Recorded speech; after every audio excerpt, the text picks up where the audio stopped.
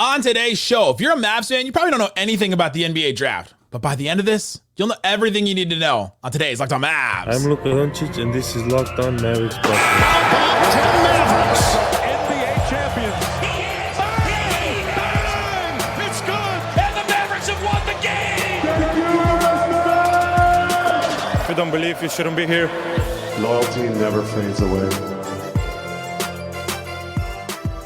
And welcome. You're locked on to the Dallas Mavericks. My name is Nick Angstadt, media member and NBA channel manager for the Locked On Podcast Network, your team every day. Thanks for being part of the show, making Locked On Mavs your first listen today. With the best way you can help us grow the show is to listen every day on any podcast platform, leave a 5-star review, like the video on YouTube, and comment anything below. Let me know on the YouTube comments or on Twitter, who do you want the Mavs to draft?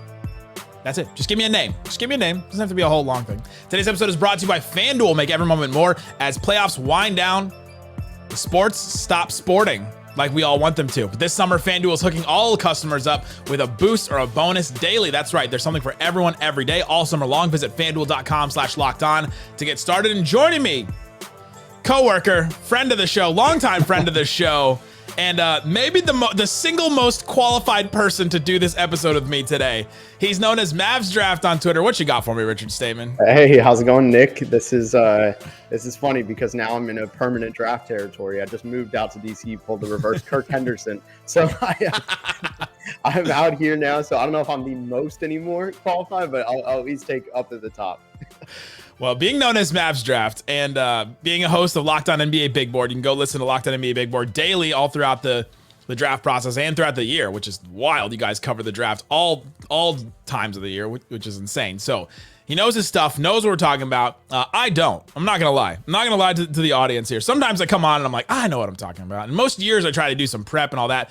I was traveling around for the finals. Like, I'll take that any day of the week. And the Mavs only had the 58th pick in the draft. So I'm like, well, maybe less draft prep. But today, we're diving into it. We're getting all into it. We'll do second round candidates. Mavs are the 58th pick in the draft. Not a great one, but we'll talk about second round candidates. This is kind of a wild draft. Anybody could go anywhere. That's always the case with the second round anyway. We'll talk about some trade up candidates because the Mavs do have 4 future firsts or 4 future second round picks that they can move around and get something a la how they got Jaden Hardy a couple years ago. So we'll talk about some candidates there. We'll talk about Bronny James because he's kind of like the only rumored player in the draft that's been connected to the Mavericks, which is a little weird, but we'll get Richard's thoughts on him. But I want to start here, Richard. For Mavs fans that have been focused on the finals, haven't really gotten into offseason mode yet, give us an overview of the top of the draft. Who are the names we're going to be talking about? Like, who are the big names? Because it doesn't seem, there's not one that's launched to the top. There's not anybody that is really like, there's not a Wemby in this draft. There's not an Anthony Davis. Who are like the 3 or 4 names we'll talk about tomorrow? Yeah, it's pretty similar to the 2022 draft in this way where nobody knows who number 1 is. Like almost every year you can kind of figure it out. Even in 2020 when we had an extremely long layover into the draft, we knew Anthony Edwards was going to be the number 1 pick. We knew Cade was going to be the number 1 pick for a long time. This year, nobody really knows. Starts probably with Alex Sarr, but the Hawks winning it going from 10-1 was a major curveball. If it was the Wizards, they probably take Sarr because he's the absolute highest upside player. But then you have some of these high floor guys like Zachary Risachet, who's been in that mix as well. He's a 6'8", 6'9" wing, not necessarily the star mold. And then there's Donovan Clingan, who is probably the best blend of both high floor, medium ceiling. So in a lot of ways, it is comparable to that 2022 draft at the top. Give me a quick Alex Sarr, Donovan Clingan. Like, what would they bring? Yeah, so Sarr is the safest and best overall archetype. I mean, he can stretch the floor. He can run the floor. Pretty good and versatile defensively. When you look at that as a big, that's very valuable to do all of those things together. Feels like a very safe outcome would be like Miles Turner, right? If you get Miles Turner at the top of this draft, You're probably not mad. Donovan Clingan is going to control the paint on both ends. He's an absolute winner. He's the biggest reason why Connecticut has won back-to-back titles, and he never played a college season without winning, I guess. You look at it in 2 seasons. So I really like him, though. I think he is right up there for the best player in this draft, just of what he can do to control the paint. And then Risachet is just going to be that guy who he is 3-and-D. He's going to be a starting caliber player, but he's not ever going to be a star, I don't think, because of on-ball limitations. There's not really a guy that if somebody drops, like let's say Sarr goes like 7, like the Ringer has him 7 on their big board. Would that wouldn't even shock people, right? Like there's I think if he went to past 2, it would shock people though. Okay. But everyone else, if they fell to 7, all- it makes sense. It's all just up in the air. So I mean, that's what we're talking about with this draft. The top of it is not very strong with like definite all-star type names, but there is a bunch of solid players. There always is. We always find somebody in a draft, and there's always a bunch of names in draft that end up contributing on NBA teams. And so let's focus on some of those. Is Bronny James one of those names? Because he's the only one that has really been connected to the Mavericks. We've talked about that rumor a couple times here, but give me your actual like scouting report on Bronny James as an NBA player outside of his dad. Like do not even mention LeBron James. it's just another excuse for me to play. Nah, it is funny though that like this is the most on-brand thing in a lot of ways, where the last 12 years, I would say, the Mavs have done this whole thing where they're like, you know what? We're only using the draft in a way to make ways for free agency. The whole 2012, if you're a longtime Mavs fan, you remember when the Mavs did the 13th pick. That could have been I don't know, just a random guy who's on the Bucks now, and then they chose Shane Larkin instead to save some money. They could have even had Kelly Olynyk, like still would have been a fine outcome. And that was all to get like Dwight Howard. I forget who else was in that mix, but a bunch of guys they didn't get. So for the last like all this time using the draft, that's the only thing we've heard about the draft for the Mavs is they're interested in Bronny. And of course, it's just all to do free agency stuff. But you said not to say his name. I won't. So Bronny, I won't even call him his legal name. But Bronny is not even get the government name. Essentially with Bronny, look, if he was a random player who his dad maybe played D2 college basketball and he was at USC and he was a top 50 recruit, which by the way, like just prefacing this, Bronny earned that top 50 recruit status, maybe a little bit boosted, but like he was a very good high school player. So the problem with him though is he's 6'2", 6'7", wingspan's nice, but he's just short and he's not really a point guard. He can make some reads. He has good floor vision, but he's not a full-time point guard. He's most likely a 3-and-D 6'2" guard, which is probably the least desirable trait for a guard to have. You're already undersized and then you don't have point guard skills. You're kind of out. So he'll get a long leash, but I don't think he's going to be somebody that ever cracks the rotation for a playoff team. I've compared him like size-wise. He's Patrick Beverley, right? Yeah. Really similar. Like if you're going to be that guy, you've got to really grind and got to really be excellent on the defensive end to do that. And I don't know that he's there yet. Some of the scouting reports and videos like I've watched of like Hoop Intellect is a great one. Keandre does a great job. And other guys like that, like they don't think he's that good defensively to where you're like, oh, he's just an elite can't miss defender, which like Patrick Beverley wasn't either. He went overseas and like had to come back over. It took a while for him to do that. I mean, even like Dennis Smith Jr., who's known now as like sort of the same kind of build, maybe a little more bouncy, but now he's like this elite defender, and he wasn't that when he came to the Mavericks in the first round. So it takes those guys a little while to develop some of that. And so for Bronny, like, I don't know, the Mavs can't reach for him. They can't you can't trade for a first round pick and go get him. Let somebody else do that. But where would you see him going? Like in what like range could you see Bronny going? I do not buy that he is a first round prospect. There's only one team in the first round that would take him. It's obviously the team picking at 17, the Lakers. The thing is, they're not going to give him a guaranteed. Like look, I get it. It keeps you LeBron maybe, but like, and I know you said not to say his name, but it may keep him.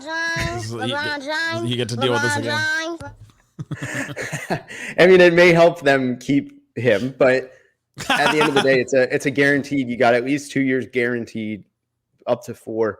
I feel like it's too risky. I think the more likely thing is the Lakers ultimately they're in a trade regardless. I think they move back to like 30 something and take him. But I think the funniest thing ever would be there are 2 really good chances just to be. I love these ideas. Is the Clippers taking him at 45 or the Celtics taking him? And I think they're at 57, 56, however you like. There's two less picks this year. So they're like a couple picks ahead of the Mavs. And I think that would be the funniest thing though. And they're 1 pick in front of the Lakers. So that's the Bill Simmons hold him hostage. That's the Bill Simmons hold him hostage theory, right? Where the Celtics should take him, hold him hostage, and then like, hey, you guys want to trade him? All right, give us Max Christie. Like, give us a future first. Like, give us something crazy. Give us something insane for him. So that's Bronny James. He's kind of the one prospect the Mavs have been linked to that may go in the first round. But coming up, let's talk about some trade-up candidates for the Mavericks. Who should the Mavericks go up for if they are going to trade into the late first or even mid-first or something like that? Let's talk about some of those names coming up. If you don't believe, you shouldn't be here. Today's episode is brought to you by FanDuel. FanDuel Sportsbook has all kinds of props and odds that you can use to get in on the action. And the NBA is done, but that doesn't mean that we stop with sports right now. FanDuel.com/lockedon. And you can also go to, let's go WNBA right now. Actually, there are some NBA stuff. There's some draft stuff that you can check. There is a whole tab for Bronny James. I will tell you that. FanDuel has a tab for Bronny James. Over 45.5. So he gets... Like, man, the over is 45.5, like pick 45.5 draft position. You can get that at minus 130 right now. Hold on, let me put my credit card information in. I go 45.5. That's insane. You can also bet if he'll get picked in the top 10, that's plus 10,000. If somebody gives you 10,000 odds on anything, you do it. If John Mellencamp wins an Oscar, I'll be a very rich man. So go check out FanDuel, FanDuel.com/lockedon to get started with FanDuel. All kinds of draft stuff, WNBA as well, guys. Go check out FanDuel.com/lockedon. My first shot, my first make. Thanks everybody for hanging out with us on Locked On Mavs, being part of the show, part of the Raccoon Squad, listening every day. Appreciate each and every one of you for checking us out. We'll a 5-day-a-week show all throughout the offseason and all that. I'll have guests. We'll have Slightly on for the post-draft stuff. We'll have I'll probably have CBA Mavs on to talk, just like to give us some math, like, and just tell us how trades can actually happen. So we'll do that. Tomorrow I'll have Lauren Gunn on. We'll do some fun trades and we'll do that. So stick with us on the show all throughout the offseason. All right, Richard. I'm here with Richard Stayman. He's known as Mavs Draft on Twitter. And we talked about the draft, like at the top, talked about Bronny James. Give me some trade up candidates. Give me a couple names where you're like, all right, if the Mavs somehow they trade up for a late first round pick, who should they be looking at? Man, I really like Jalen Bridges. I've given him, for reference, I have 25 first round grades this year. Normally it's like in the 30s. So that says something about the class. I gave Jalen Bridges one. I think he's one of the safest outcomes. You look at 6'8", give or take players, generally 6'8 plus, wings who shoot really well. They stick in this league. I think he's about as easy of a plug and play as there is. Like, you add a bench shooter.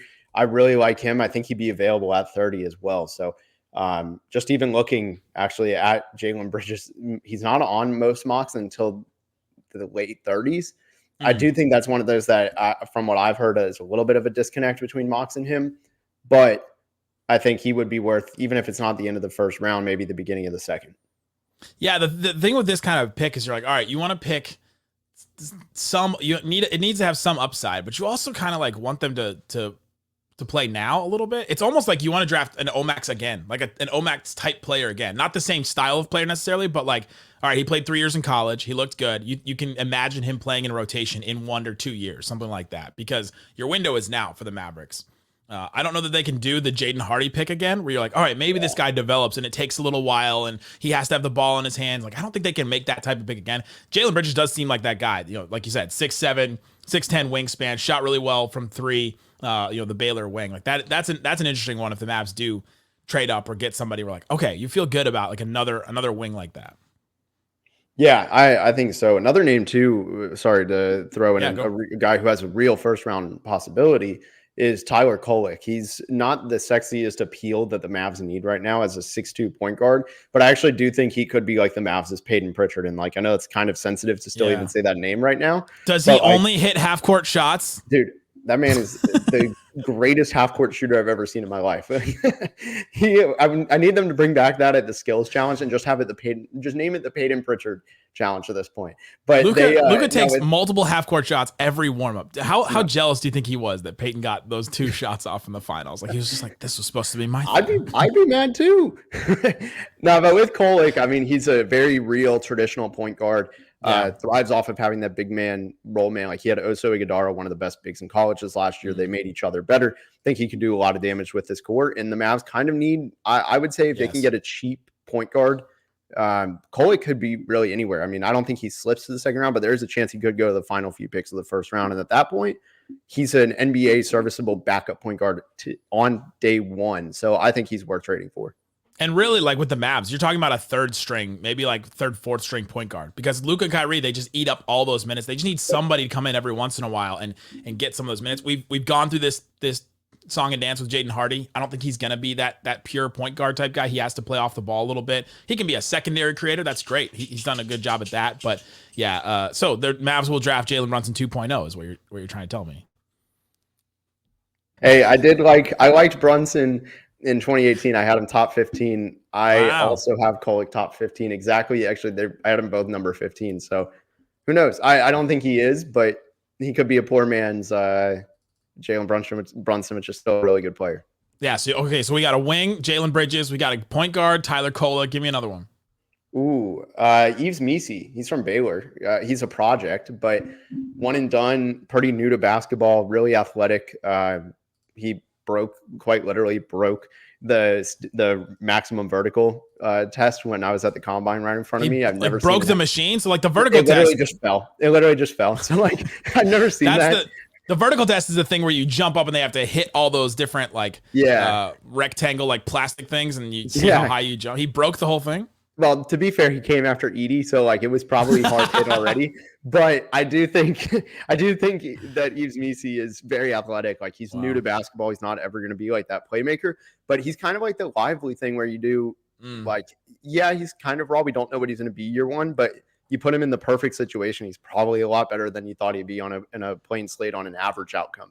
And I do think Yves Missi could be that guy where granted, he probably isn't going to shoot. Lively probably would have to for this to work. But you could have a future replacement to Gafford if that doesn't work out for whatever reason. But he's an upside play. The centers at this part of the draft, I feel like are pretty scarce, honestly. I don't think I would take a big here unless somebody really slid like Edie. What's wild is the Mavs for once in the history of the Dallas Mavericks, it feels like are set at center. It's like, I don't even think I'm thinking about a center at this point. The last time it was this set was like, it's never like I'm used to the Chris Kamens, the Eric Dampiers. Like, well, the 2011 you had the Brendan Haywood and Tyson Chandler, but then Tyson Chandler was gone the next year, so you're like just never felt settled going from didn't felt settled going from one year to another. But yeah, taking a flyer on a center is interesting. I would feel bad for now Mavs fan favorite Dwight Powell. Has he reached those territories yet? No. He's the reason the Mavs lost the finals.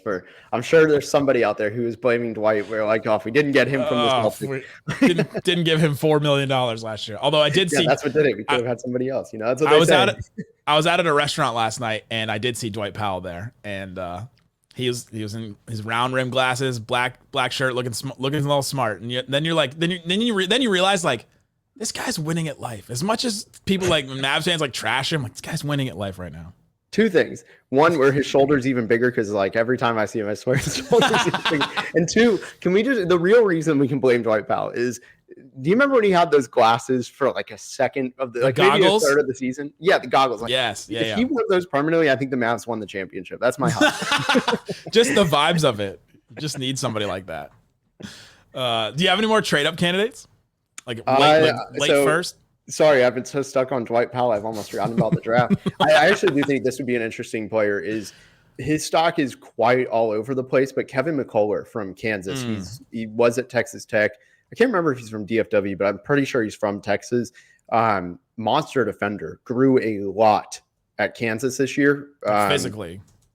Oh, no. Sorry, offensively. Yeah, he didn't physically as a player. grow. Okay. Yeah. Sorry, I realize how that can be. You have to clarify about that because guys will literally grow a couple inches and you're like, oh, okay, let's go. Yeah, guys do it all the time. So, I mean, it is possible. But with McCullar, he grew as a shooter. The free throw percentage is pretty strong. And like for those who don't know, a lot of draft people, myself included, use free throw percentage as a stronger indicator than 3-point percentage. Doesn't mean that you only use one or the other, but like if a guy has 33% from three, which is very close to McCullar, and 80% from the line, it's almost in line with what he has. You trust the free throw percentage a lot of times to at least be like, he's going to be better than 33%. So on ball and off ball defense, outstanding, could potentially shoot, scales down into 3 and D. Yeah, that's an interesting, like just plug and play. If you know, let's say the Mavs, let's say they somehow don't bring back Derrick Jones Jr. or they do, and he gets injured or PJ Washington gets injured, and you just need to plug in and play a guy for a little bit here and there, kind of like what Omax did at times last season. You can plug in a guy like that, and he seems like a guy that could fit in a bunch of different systems and like could fit just in the NBA in general.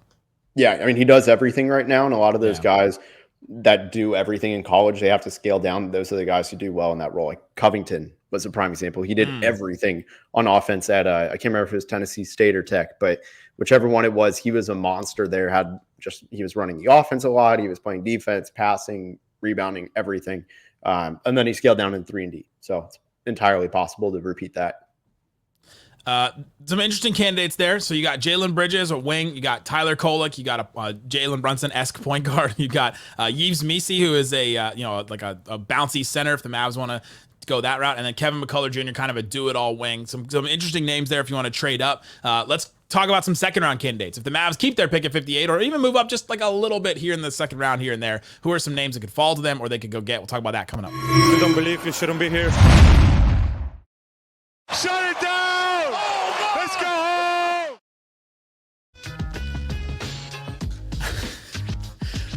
All right, Richard, let's get into some second round candidates. You like to shut it down? Do you like that? Yeah, I listen all the time and it still throws me off. The best. Shut it down! Anytime I can get Dirk's voice on it. Anytime you can get Dirk's voice in a show, man. All right, second round. Mavs at the 58th pick, which is the last pick in the draft. Literally, Mr. Irrelevant will come to the Dallas Mavericks if they just stand pat. But let's say maybe they move up a little bit, or maybe they stay where they are. Give me some second round names to watch. Yeah, so for context, my first second round grade goes all the way. Like my second round grades go from the first person to not get a first rounder to the 50th ranked player on my board. So it is extremely interchangeable here. So some of these guys, there are some that might be gone in the first round. There are some that may go undrafted. Like I'm fully aware of that because of the variance in the draft. Some of the guys who I'm pretty big fan of here at this point is I really like Dillon Jones. I think he's an interesting player because I've seen a lot of his path going from Weber State being an absolute nobody to being now one of the most historically versatile players in college basketball. If you're into advanced stats, no player in college basketball has ever put up a 30% rebound percentage and 30% assists. That combination is quite hefty. Now, he's not going to do that in the NBA. He's not going to translate his role. He has to find something to go into.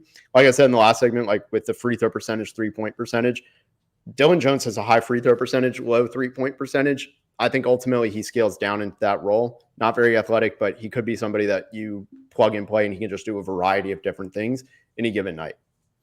Yeah, so he's a 6'4" point guard, 6'11" wingspan. He's like, but the Ringer says shades of Grant Williams and Julius Randle, which is like the point guard version of that, I guess. Whoops. Yeah, maybe I should choose body somebody type. Else. Body. What did you say?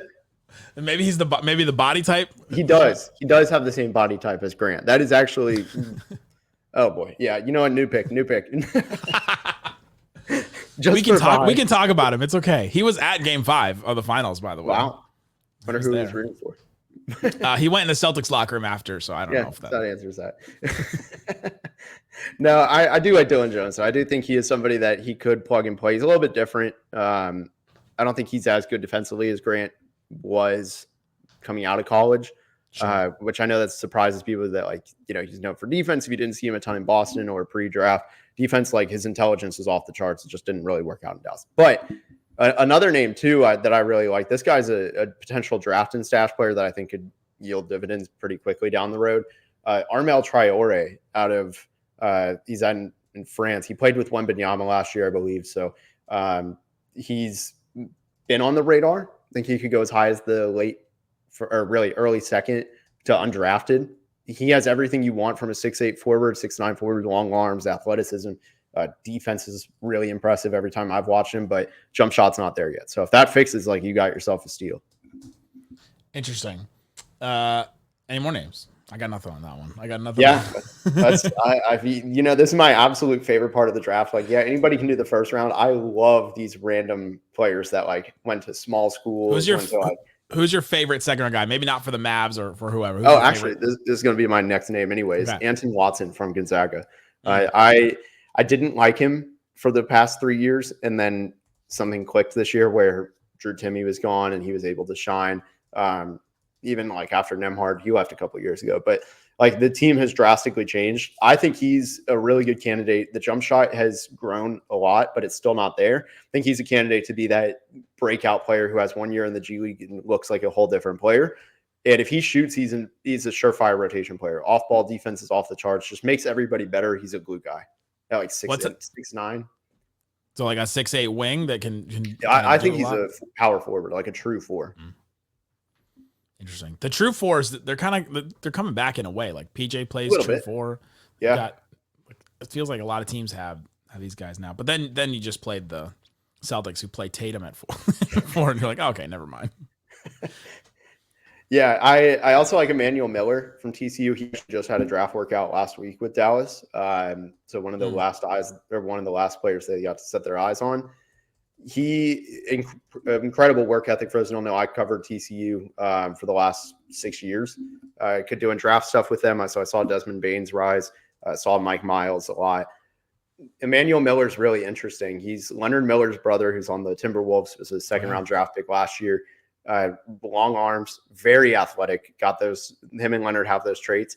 Fifth-year player who was at Texas A&M, transferred to TCU. Works really hard. Everything I've ever heard about him is just great work ethic, and it showed this year. His free throw percentage and three-point percentage really grew. That was the last thing for him. He could easily mold himself into 3-and-D as a wing.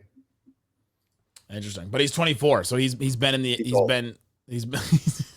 it's ancient. Just that's the average age in the NBA. So I mean, like, he's already there. That's wild. Yeah, that is wild. But yeah, his 3-point shot, like you said, in TCU, the first year he was at TCU, he shot 24% from three and went to 39% the year after that, which is a good little rise there for him. Yeah, keep going, keep giving me names. Let's hit it. So Melvin Ajinca, and if that sounds familiar, it's because it's Alexi Ajinca's nephew. Okay. Pure 3-and-D. That is the entire scouting report. I think he is the easiest scouting report. He is purely a shooter. He is purely a defender. He does not do anything in between, for better or for worse. Like, it's not a knock. I mean, it's just like, he's not going to handle the ball. He'll get some rebounds, but he's not going to, like, I don't know. He's a perimeter defender who shoots. Pure perimeter player on both ends. That's fine. You'll take that in the NBA now, because you try to start coming up with a list of 3-and-D names, and you're like, it's hard. Yeah, and especially in Dallas, like, you don't want high usage players who can't scale down. Rather have somebody whose game is 1-to-1. Can I ask you a random Mavs draft question? Not even Mavs draft, just a draft question. I saw recently that Alex Sarr was compared to Harrison Barnes. Who? No. Was it? No, it was Ricochet. Sorry, I was like, whoa, that's a different guy. Different guy. To a 5. There was a graphic that was like pro comparisons for Zachary Ricochet, Harrison Barnes, and I was like, that's where we are in this draft. No, maybe it's because I think too much of like 2016 Barnes, where it pains me to think about, but where they spammed post ups with him, and I'm like, Ricochet can never.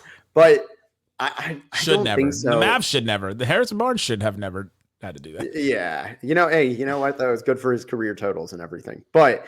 True. And a guy in the Mavs eventually, like, down that path of getting Luka, so it's fine. But I think with Ricochet, I'm not huge into comps, but I think you could plug almost any true 3-and-D wing, and it's him. Like, he's about his textbook 3-and-D, which is kind of why I don't understand he's going number one. We did this with Jabari Smith, where people were like, oh, he's number one. And I fell victim to it. It was one of my mistakes, but we got to learn from those mistakes. Those guys are never the number one players in the draft. Yeah.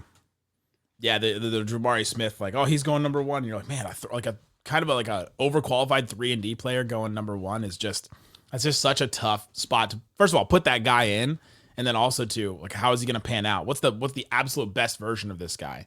If you're a 3-and-D player where you're like, all right, eventually he'll turn into that, but then you add some stuff in your game, that's usually a surprise, and it usually doesn't, like, pan out. Yeah, those guys are what they betting are. On that, for better or worse. Who's your guy that you're higher on than anybody else is right now, just in the entire draft? Anton Watson probably is up there. I have him 32 on my board. He's not on most top 60s. The other one I would say, I love Jalen Tyson. He's a Dallas kid. Seen his stuff from high school up close, seen him train. So quick background, 3 years and 3 schools, 3 years. I think he's gone by 20. So, like, I don't think he's on a Mavs radar, but, like, I will just give the brief background. He was on 3 schools in 3 years. Texas, he followed Chris Beard from Tech. Kind of got lied to and didn't get the minutes he was promised. Went to Tech. The Mark Adams stuff came out with him, and Jalen Tyson was one of the victims of Mark Adams' racism and stuff, and other stuff as well. Then he went to Cal, where it was a brand new part of the rebuild, and he killed it. He finally had a role where the coach trusted him. Nobody was going to be terrible to him, and he killed it. So it's like a redshirt sophomore year, really. Interesting. Who do you want him to go to? Sacramento. I'd like to keep him there. Like, keep him in California. It's right there. I think he fits everything they need on the wings. Interesting. There you go. That's some good names. I'll put the names in the description so you can go back and look them up later. Where can people find your stuff? They can find you at NBA Big Board, but you got anything else? Other places? Yeah, MavsDraft on Twitter, and then my Substack, mavsdraft.substack.com. Post all the scouting reports and mock drafts, everything like that over there. Go follow him at Mavs Draft on Twitter, and we'll be back with more draft stuff, guys. Thanks for listening to Locked on Mavs. Peace out. Boom.